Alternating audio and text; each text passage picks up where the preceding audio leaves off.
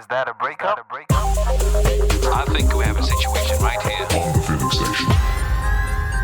Welcome to The Feeling Station, a podcast that touches on breakup stories that people would like to talk about with a view to give lessons that they learned from their experiences. We hope you find the stories entertaining, but more importantly, meaningful, given the lesson behind everything we're going to talk about today. Now, in the studio, I've got a fine lady who's joining us. I've met her for the first time. I think we've only been talking for, a minute, 2 minutes? About 5 minutes. A little longer, yeah? 5-10 minutes. And so far, what she's had to say has been very interesting. And I'm confident that the story that she's going to share with us is going to be equally interesting. Is that right? Well, I hope so. Now, how comfortable are you speaking about your breakup? Very comfortable. Is that because you've had time to heal or... Yes, I've had time to heal and also time to reflect and see where I went wrong and where the other individual also went wrong as well. And because of that, you can openly talk about the stuff. Honestly, even when I was going through the breakup, I was talking about it quite a lot with friends because I found that it helped me to even just process what's happened. Yeah. And I don't like holding things in. Yeah, I need to talk about what's going on. It helps the healing process. It helps the healing process so much. Okay. So in the spirit of the podcast, we like to keep people anonymous. So what we're going to do, I'm going to pick a name, and that name is the name I'm going to refer to you as. And then you have your turn to pick a name out of those African names that I've drawn up. And then whatever name you pick up is the name of the guy that you were with. Now, I've made the assumption that you were with a male. Is that correct? Yes, that's correct. Okay. Right. So I'll go first. The name that I've picked for you is a name called, Quayera. Right? Yeah, sounds weird, isn't it? But that's from the Southern Hemisphere. That means dawn. And that is a name from Malawi. Yeah, so now you just have to remember that your name is Quayera. So if I call you Quayera, you have to engage me. Otherwise, Okay, no, it I will look like very it. awkward. Yeah, you I do? think I like the name Yeah. Dawn. Dawn, yeah. Awakening. Quayera. Yeah. And I think it's actually very representative of your experience then with the whole breakup. I think my whole life at the moment, especially this year, has been a year of awakening. An awakening. A dawn. Awesome. Yeah. Your turn. What's the name of the guy that you're with? I'm with a girl, Safia. Is that right? Oh, man, I've done this the wrong way around. That is jokes. Okay, right. Put that paper away. Okay. Right. I want you to pick a name from these ones here. Hang on a second. This is so funny. Right. Any one of those two will do. Well, yeah, any one of those will do. Ain't that the funniest thing ever? Lutalo. Okay. Warrior. Warrior. And it's from Uganda. Nice. Very solid name. Oh, yes. Was this guy a warrior? Yes and no. Yeah. Yeah. So kind of fitting. How fitting, not fitting-ish?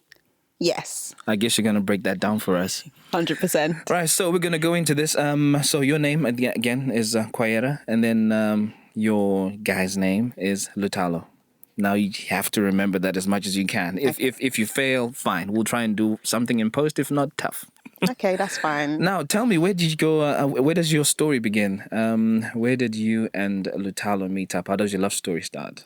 So my story with Lutalo started when I went back to uni after having twin girls. Oh, yeah? Yeah, so I met Lutalo through a dating app. Nice. A very famous dating app. Which one? Oh, Tinder. Tinder? Yes. Okay. I met him on Tinder. Whilst you're on that, how did it feel looking for your next love on Tinder? Because some people, especially within the Black community, speaking about Africans in particular, have a problem with social dating. I mean, not social dating, but online dating. It's not conventional. They expect you to meet someone at church or in your social circle. So going off to Tinder kind of feels a bit uncomfortable. How were you moving on to Tinder? Were you okay with it? Yes, I was very okay with it, but I was using Tinder as a means to just meet people. Okay. I wasn't looking for love or a relationship at that time. Okay. So he was one of the last few people I went on a date with before I deleted the app. Okay. And I was quite open. I thought to myself, I want to meet someone that's a bit older than me and someone that's a bit more open than me. And I think meeting people at uni wasn't going to happen for me anyway. Okay. So yeah, that's how I met him on Tinder. And I remember my message to him was along the lines, "Oh, I'm deleting the app. Here's my number. Message me if you're interested." Wow. And I left it at that. You didn't even bother checking whether they responded to that because you knew if he was going to respond, it's going to come via the text. Of course. So did he call you or did you? Yeah, he messaged me via text. And then... How did he introduce himself? Did he say, "I'm the Tinder guy"? No, I think he just said, "Hi, I'm..." Oh, this is funny. I love this. well, the full name didn't come out. You know, It's quite a unique name, though. Oh, is it? So was that the full name, or that was the beginning of the name? Beginning of the name. Okay, cool. I think we're good to go. So Yeah. you're like, yeah, this is Latalo. So yeah, this is Latalo. Yeah. I am living in this part of London. I mean, this part of England. Yeah. And yeah, when would you like to meet up? Okay. But before we met up, he called me and we spoke for nearly an hour. It's the first time we ever spoke on the phone. I told him about my situation, that I have kids and my life, etc. Because one thing I realised when I started dating is how much of myself do I want to share? Yeah. And the twins are a very big part of my life. Oh, yeah.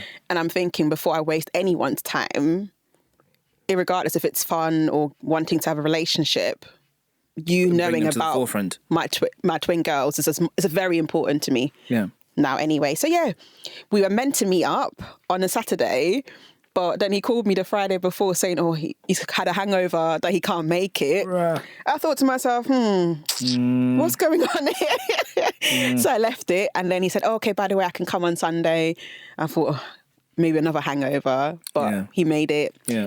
We went for a little walk, and then we had Chinese.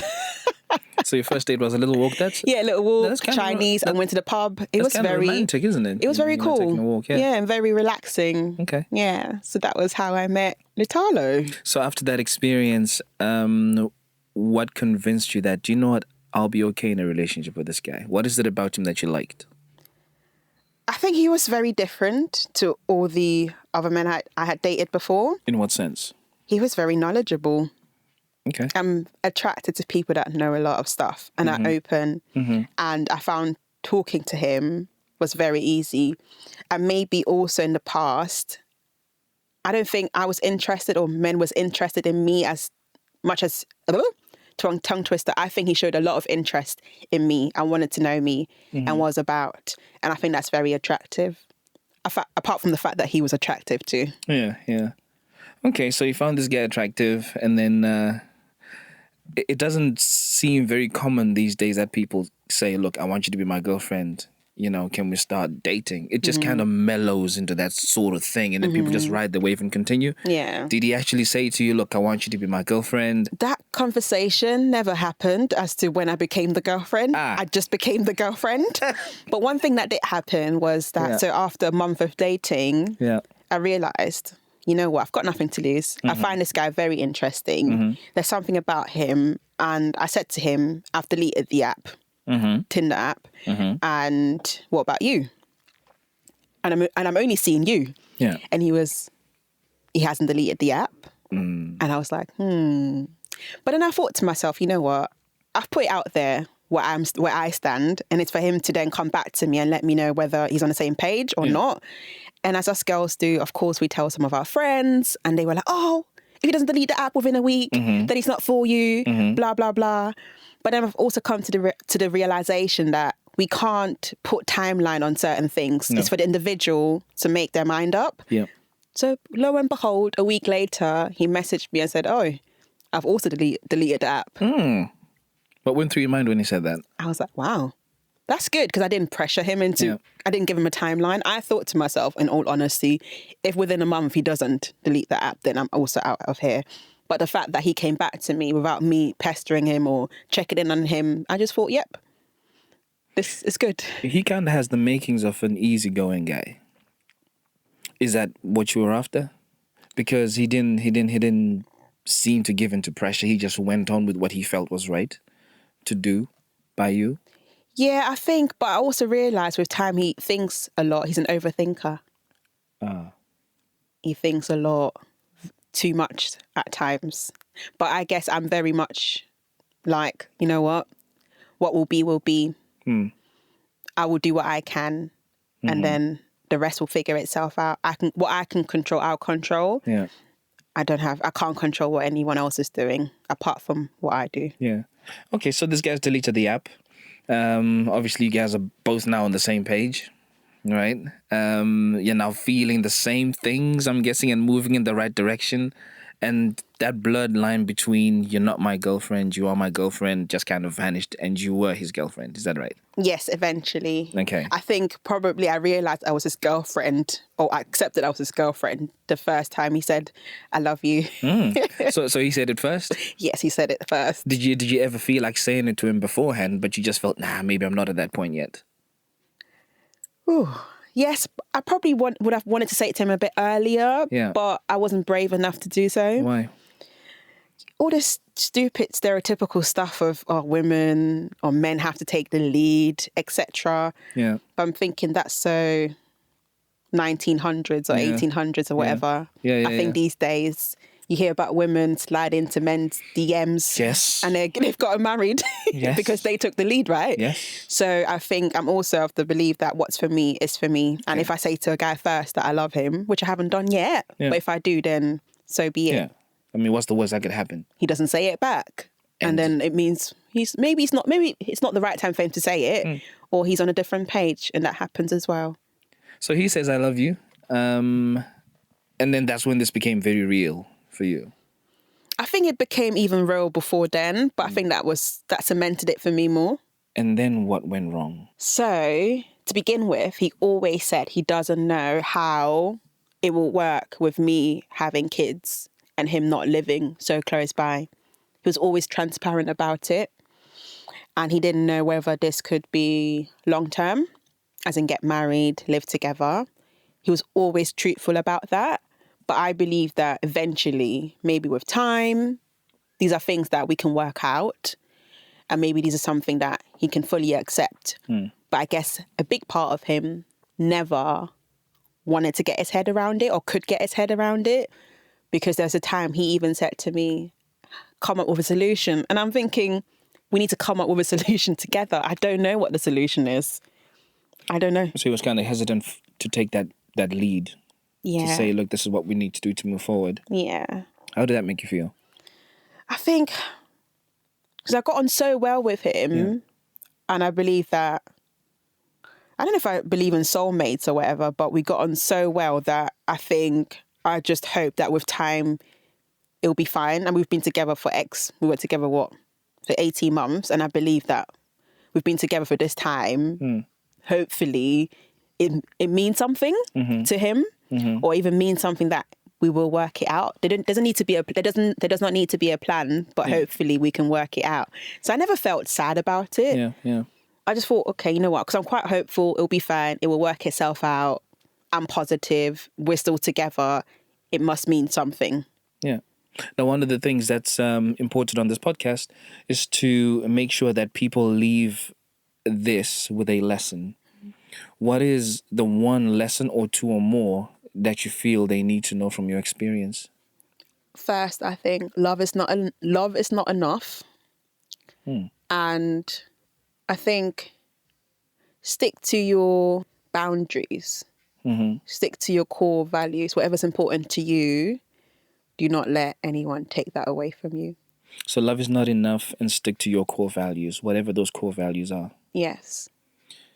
So these cracks that start showing their head in your relationship, one around the children and how you guys are going to see each other, and how you said he's not sure how that's going to happen. How well does that fit into the lesson that people should take away from this? So the first one was about love is not enough. I think as a couple, we were very good to each other. I learned a lot from him. So I think so far he's one of the best relationships I've had in terms of communication, my sexuality, my communication, doing things, exploring things. It's like top 100%. But then I realized that we had all these things, but then my core values is my family, it's my children. Yeah. Although I loved him and he loved me too, that was not enough to keep the relationship going at all. And also the fact that obviously my kids are so important to me. Yeah. And I believe that this guy maybe one day will wake up and change his mind when there was never really a sign of making an effort towards that in reflection, that it was never going to work. So when you say making an effort towards your kids and stuff, is it that he didn't relate to your kids very much, or what was the missing part for you there? I think, no, they met him a few times and he got on like a house on fire, which is funny because he even said, I didn't think I would like your kids so much. And they also liked him quite a lot. But I think for me, effort, right? You need to make an effort. Although it's hard for you, maybe in your head, but what are we doing about it to make it easier? Or what is it that you're really afraid of? So I think these are the questions that I did explore with him, but it's not something I could change. So what sort of answers would he give you when you'd ask him stuff like that? So him and his dad had a difficult relationship. And I think that might be some of the trauma he might be carrying around. So he thinks that he doesn't have any kids and he might not want to have any kids.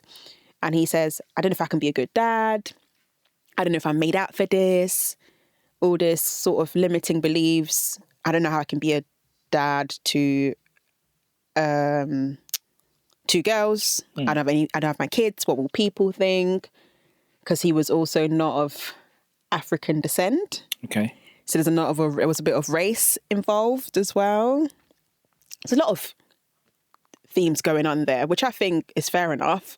But at the same time, the kind of person I am, people that want to challenge themselves will find solutions to a problem and not just more problems to the problem. Correct. Yeah.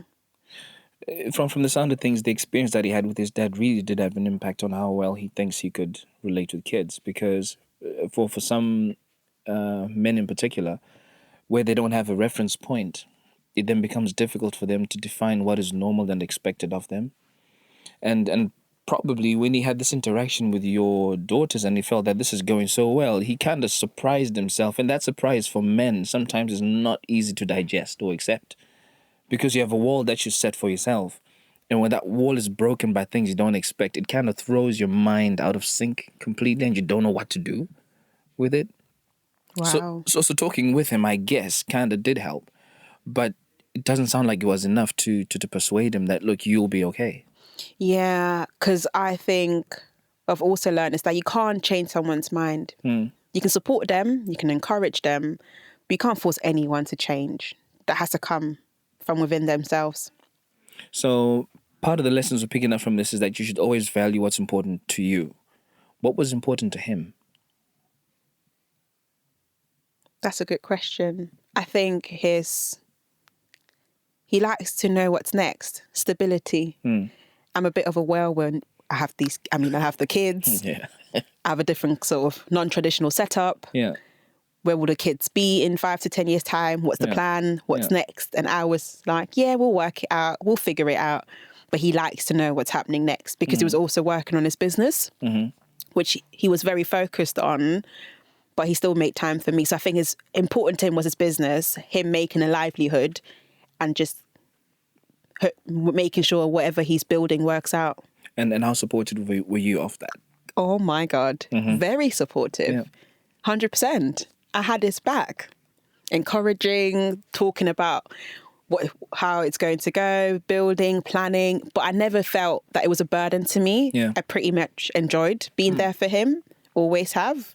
So did you feel that there was an imbalance between the support that each one was getting for the things that were important to them? Business for him is very important. You're giving 110%. Your children, your family are very important. And he's giving what percent, would you say? I would say he gave about the same because because I would go to him and talk to him about some issues that I had with either my parents or the girl's dad. And he would always give me a subjective answer. Yeah. Although I didn't like it, but that's what I needed to hear because he'll be like, you know what? You need to think about where they're coming from. You could probably be wrong, etc. So I would then look at the situation from a completely different angle. So I always appreciated his opinion and perspective on things. So then what then got you to say, no, this is not working? Well, I'm out. Or what got him to say, this is not working, I'm out? I wasn't the one who said that. He was the one who said that okay, this is not working. He can't do it anymore and we should go our separate ways. And his reason was? He said, I live so far away. You live where you live. I don't know how we're going to make this work. I just can't anymore. And this is after how long? How long had you guys been together? 18 months. 18 months. Not too far from 2 years. Yes, and I think that's when he started also saying, I would like you to move in with me, but this is, I mean, you can't leave your kids. How's that going to be possible? And in his head, he's got this timeline as to, you know, I believe, well, after maybe 2 years, we should be moving together in the same direction. Because he likes thinking ahead and planning ahead. Living together, staying together, spending as much time as possible together, because we mostly saw each other on the weekends. The weekends, yeah. Or when we went on holiday together, so that was cool. But I think he wanted something more solid. That was going to be one long-term. of my questions, to say that if you guys were in two different places and you're not spending enough time with each other, why not just move in with each other? Because he lived in the middle of nowhere in a little village in southeast England. Mm-hmm. And it's 2 hours away from London. Okay. And is that where his business was? Yes, his business is also quite local. So what stopped you from moving to where he was? I would have had to move with my kids. Yeah. Even then. I don't want to live in the middle of nowhere. It was the fear of being in the middle of nowhere. Yeah, I think as well. And the fear of he didn't show me enough that he wanted it. Yeah. As bad as I wanted it. And he was not, obviously wasn't prepared to move up to where you were. No, because then I didn't even want him to. We spoke about it, but I said, your business is where your business is. He had a house or a flat that he bought. So I wouldn't want to uproot him from his financial ties per se, because his house and his business is important to him. And I'm not that kind of person. I'd be like, oh no, you need to do everything for me. There needs to be a balance. And I felt it would have been wrong. Do you know, that's actually, I mean, I'm just listening to that and thinking how great it would have been if you guys had been in the same place at the same time, because it feels like you guys had a very, very good relationship and things were flowing pretty well for this whole 18-month period. Apart from the fact that he couldn't make a decision to say, look, we're doing this. And how his head couldn't get around how he's going to deal with the girls. And then you couldn't separate yourself from the women. Mm-hmm. So when you think back now, is there anything you could have done differently to save the relationship so that you guys were together? I don't know if I could have saved it, but I think I would have spoken about what is it that I need earlier on. Yeah. That I need someone who wants to support me and my family from an emotional perspective, and just being there for us and actually accepting the situation for what it is. I understand a man that doesn't have any children, it might be a bit of a scare, but I think I would maybe also ask better question. What is it that you are afraid of? What's challenging? If you can do it. If you can't do it, then I'm not even going to change your mind. But if you want to do it, but you're just really scared and you don't know how this will work, then I guess we can come up with a plan and just take each day as it comes. So there was an opportunity to have that kind of conversation? Yeah, there was an opportunity, but he asked me, what's the plan? I didn't have a plan. He didn't have a plan. So, yeah. If you were to meet him now, what sort of conversation would you have if he was single and you were single? Are you still... Do you reckon you're still attracted to him in that way? Would you have the same conversation? Funny enough, I spoke to him, about a month ago? Yes. I dropped him a text. I was feeling very itchy. Itchy in the sense that I hadn't spoken to him for nearly a year. Okay. And I just said to myself, let me just text him. Yeah. So I texted him and he replied a few hours later. And then he was like, oh, I'm free. Do you want me to call you? And he called me. And we spoke, for nearly 2 hours? He's not single, I know that. But how do you know that? Because I know when he got with his girlfriend, because he told me. And then when we spoke a month ago, I just asked how she was. And he said, yes, he's still with the same woman. Did he keep that part of the conversation very brief? Yes, he kept that brief. But then we came... then we spoke about his new relationship again, and he made some interesting comments, and I thought to myself, I can't judge. Comments being? that she doesn't talk much. She's very closed. Yeah.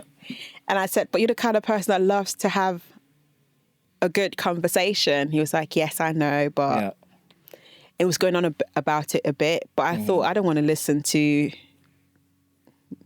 your troubles. Yeah. It's not my problem anymore. Well, that kind of problem. Yeah. But I like hearing about his business and how he's doing and his friends and everyone else. So it felt like I was talking to a really good old friend, but I just haven't seen him in a long time. So that 2-hour conversation felt really good? Yeah, it felt very, very good. Did you feel any chemistry coming to life during that convo?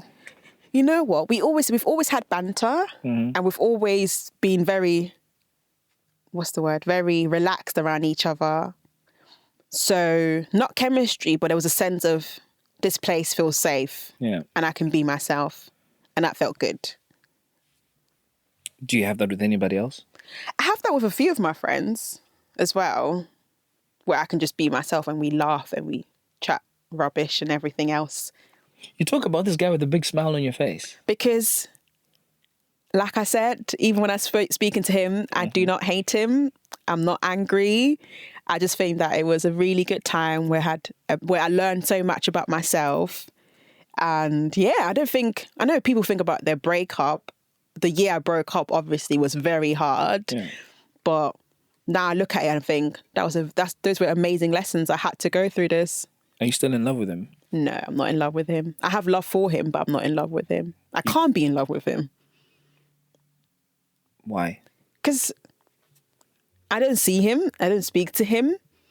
I'm not building a relationship with him, even just a friendly relationship. I only hear from him or speak to him maybe once a year. I'm not in love with him, but I have love for him. So since your last conversation, you guys haven't really spoken much afterwards, after that. Do the twins ask about him occasionally? You know what? That's a funny thing. So when we broke up, I never told them that we broke up. And then a couple of months later, I was in the living room and I wasn't wearing my wig. And the girls came to me and said, Mum, you look funny. Why don't you wear your wig? I was like, why should I wear my wig? Oh, because we think you should go on a date with Lutalo. I was like, why? Because, I mean, he's your boyfriend. And I was like, he's not my boyfriend anymore. They were like, what do you mean he's not your boyfriend? Call him, text him, say that you're sorry and you can be friends again. They looked so confused. How did that make you feel? It just made me feel a bit sad that I should have spoken to them about it as soon as it ended and be honest with them. I didn't think that they would think about him at all like that. He probably had a bigger impact on them than both of you perceived, potentially, which is big. And maybe he just needed to have a little more time. Unfortunately for him, because he doesn't have any kids yet, he doesn't understand how awesome it is to be around them and to spend time with them. He just didn't know how to. Oh man, that's. Yeah, they always. That's... Even a couple of weeks ago, they were like, "Oh, your friend Lutalo." I was like, "Oh." I keep asking my friends, when are they going to forget about him? I can't believe this. And maybe it's because I'm not with anyone else at the moment, so he's probably still pretty much at their forefront. If he's to come back and say to you, okay, look, me and this girl couldn't talk and engage as much as I would like us to. It's just not the same as when we used to talk. And I think I've had to think about children and I want to make more of an effort. Would you be open to him coming back? Funny enough, I used to think about this the year we broke up. But now I'm thinking for him to come back, he would have to change a lot. And I think he would have to just move in straight away. I don't care about, let's see you on the weekends. No, you're moving in. And it's moving into yours. Whatever it is we're moving in. Together. Yeah. Because I think that to me would show more commitment. And I would say moving in because I already know him. Yeah. Not because I just met him yesterday. Yeah, of course, yeah. But I wouldn't want to wait around and let's figure this out. We'll figure it out as we go along in our houses, in our home. Well, I'm hoping you're going to be back here when we're doing a different version of this podcast. When we're talking about how those breakups were only temporary and people have come back to relive themselves. And you're going to be one of those guests who comes and talks about that experience. Honestly, because you have a glow to you as you're talking about about Lutalo. Yeah, because I've sat and I've spoken to a number of people, right? And by the end of the episode, they're looking, drawn out. You can tell this is still hitting at them pretty badly. But you still have a huge grin and smile on your face. Because I almost wish he was here for me to ask him a few questions. No, I think because there's two things that he helped me with, and I'm so grateful for it. Yeah. But I don't think he even knows. So the first thing was that so I had the twins pretty young, and I think it was at a time when I was very confused about life and myself, kids, and I carried a lot of shame and guilt. So I think the bond that I was meant to have with the girls didn't happen until I actually met him. So when I started loving him and loving myself, I started seeing the girls in a completely different light. Steve, how old were they at this point? They were nearly 4. 4 years? 4. They were 4. And I didn't even know that I felt that kind of way towards the girls. It's not their fault. Yeah. But I think I just had a lot of trauma that I had to process as well. So I'm very grateful for that lesson that he taught me, and he doesn't know. But I didn't even know myself until hindsight that I realised something was shifting towards me, myself, and the girls, and it's just been blossoming ever since. Is this a lesson you would tell him? Yes. If he was single? Even if he's not single, I think it's something I want to tell him eventually. What are you waiting for? I need to either message him or call him. And then is it the thought of calling him or messaging him that's a little difficult to get over? Are you processing and asking yourself, will his current girlfriend appreciate the phone call or not? Or you don't really care, you just haven't had the chance to call him? You know what? I like writing cards. I was meant to send him a card. Christmas card? Just like a thank you card with that little message. Thank you for? This lesson that I learned about me and the girls. Okay. Because I think it's something that he should know. Because he felt as though I was angry at him or whatever when we broke up, but I wasn't. I was just hurt. That's normal. But in reality, I'm also quite grateful for what's happened. That's really deep. And I think that will have a huge impact on him, because remember, he's got this void. He didn't have a great relationship with his dad. And for this to come from people who are not even his own children and people who've just been involved in his life once upon a time, is going to have a huge impact on him. He sounds like a thinker. And like you said, he does overthink stuff. He's going to read that card and a lot is going to go through his mind. Which is why I think one day I'm going to be having you in this chair and we're talking about a totally different thing altogether. But hey, we'll see how that plays out. Yeah. For those who've been listening to this podcast, 2 very important lessons were given today. One, that love is not enough. There's things that you need to line up that are important to you. Make those important things known to whoever you are with, because that could either make or break the relationship that you are in. And I just want to say thank you for taking time to listen to this podcast. I'm your host, Tinto, and we will catch you on the next episode. Tell me what you're feeling. Satis on Daru Raini and Chaki Zaini. Tell me what you're feeling. Now that it's over. Satis on Daru Raini and Chaki Zaini. Let me talk about my feelings. Let me talk about my feelings, yeah. Urudoi motoru no to kujiziru amai.